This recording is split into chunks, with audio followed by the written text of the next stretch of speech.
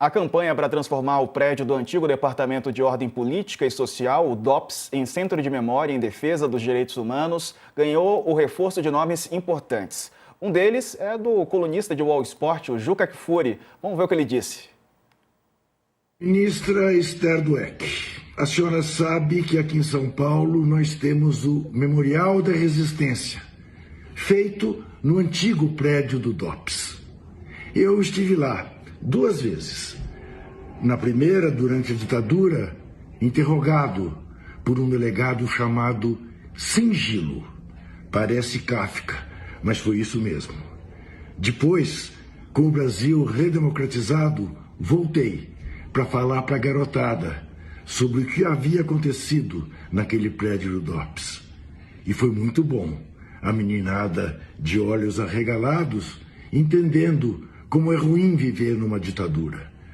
Vamos fazer a mesma coisa no prédio do DOPS no Rio, que passou por situações rigorosamente idênticas e que precisa virar símbolo, mais um símbolo, de uma memória de um tempo que nós não queremos que volte nunca mais. Atores, atrizes, diretores também se movimentaram a favor desse movimento. Veja aí. Essa reflexão que o filme trouxe a jovens que não compreendiam exatamente o que significa essa palavra ditadura foi um dos grandes feitos desse filme.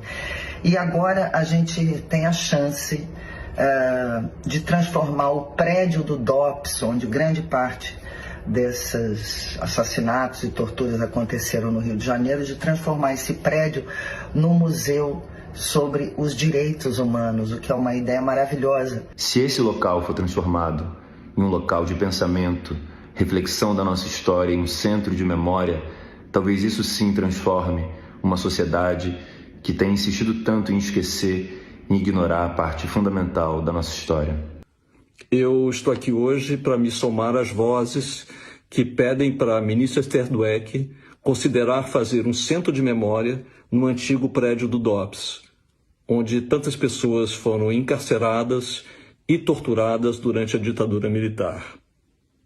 Memória e democracia andam de mãos dadas.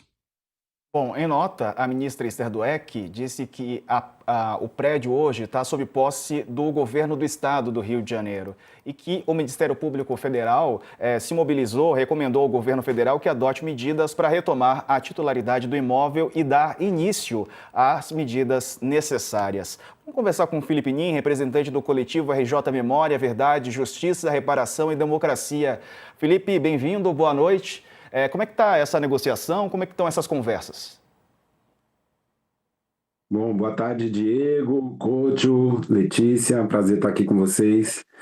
Bom, a campanha ela iniciou agora no início de junho, né? Na verdade, ela é um processo, é uma nova etapa de uma campanha que que vai completar aí 40 anos, né? Desde que o prédio foi tombado em 1987, é que se fala de transformar esse espaço em um centro de memória sobre os direitos humanos, de reparação, etc.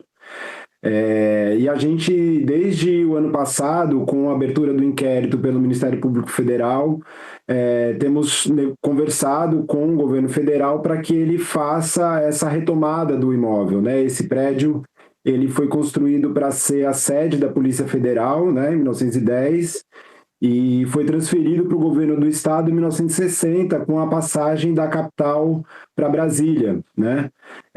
E no termo de cessão, há uma previsão de que, caso ele deixe de funcionar como uma repartição de polícia, ele então é retomado pelo governo federal.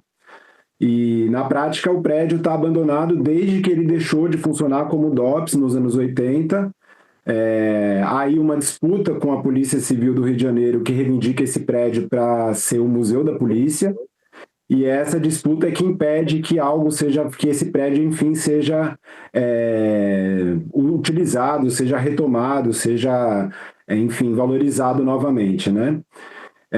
O Ministério de Direitos Humanos acompanha essa pauta, apoia a criação do Centro de Memória através do Nilmar Miranda.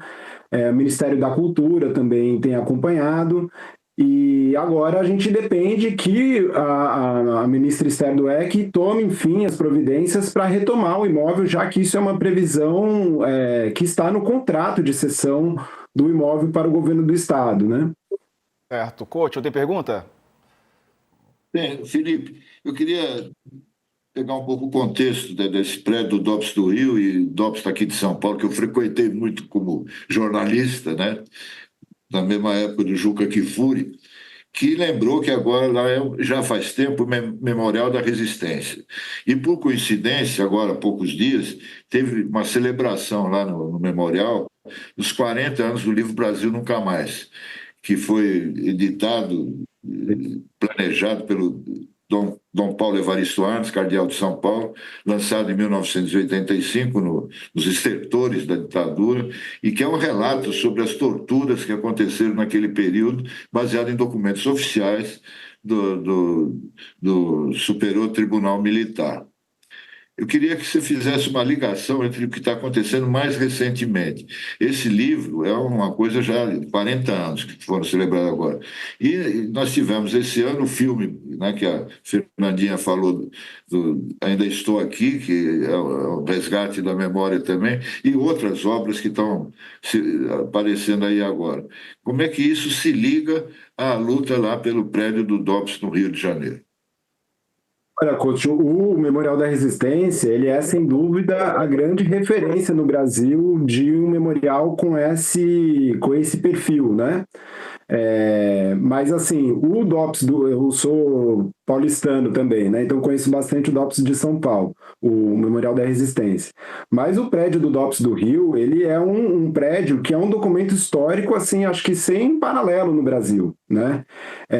A gente sempre faz questão de dizer que esse prédio, ele não é só sobre a memória da ditadura militar, né? Ali no DOPS, no prédio da antiga Polícia Central, foi onde funcionou o gabinete do Filinto Miller, né? Foi onde os presos da ditadura Vargas estiveram ali, né? A Olga Benário saiu para os campos de concentração nazista, saídos lá do prédio da Rua da Relação.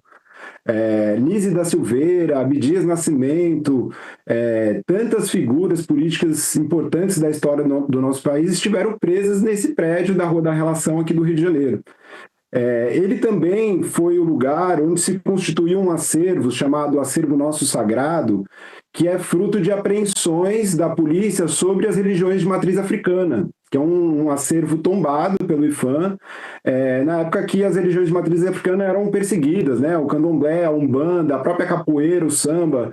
Isso constituiu um acervo de apreensões, né? Que é um retrato do racismo religioso que vigorou no Brasil por muito tempo, e que pertencia até pouquíssimo tempo atrás ao acervo do Museu da Polícia, que queria ser implantado lá, né?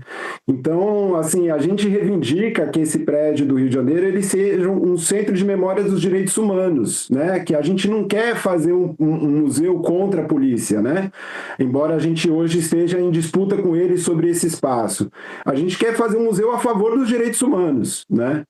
E eu acho que, assim, como esse prédio ele está abandonado desde que ele deixou de funcionar como DOPS nos anos 80, apesar de estar em ruínas por dentro, né, está muito deteriorado, com um sério risco de se perder, né, ele ainda guarda todas as características originais dessa utilização. Né? Então, a gente tem, por exemplo, na carceragem masculina, a gente tem uma sala que os presos reconheceram como a sala de interrogatórios, que ainda tem os revestimentos acústicos na parede. A gente tem as celas com inúmeras inscrições de vários períodos. A gente tem inscrições de presos dos anos 50, dos anos 60, dos anos 70. Né? A gente tem a sala onde funcionou o gabinete do Filinto Miller com os móveis originais. Né? E por surpresa, né, na visita que a gente realizou com o Ministério Público Federal no ano passado, a gente encontrou inúmeros documentos ainda dentro do prédio, né, documentos que a Polícia Civil considerava como documentos descartáveis, né, que estavam dentro de sacos de lixo e que, na verdade, eram as fichas funcionais de agentes da polícia desde os anos 40. Né? Então, eu tenho um tio, né, o Raul Amaro Nim Ferreira, que foi torturado e assassinado na ditadura em 1971, e nessas fichas a gente encontrou fichas de 3 agentes que participaram do assassinato dele, né? Encontramos a ficha do Milton Lecoq, que foi um chefe de polícia aqui emblemático no Rio de Janeiro, criador de um grupo de extermínio nos anos 50 que deu nome a uma milícia chamada Escuderia Lecoq, né? Então é uma memória da história do Brasil que precisa ser contada, né? Ela não é uma memória de um partido político, de um segmento da sociedade, ela é uma memória do país, né?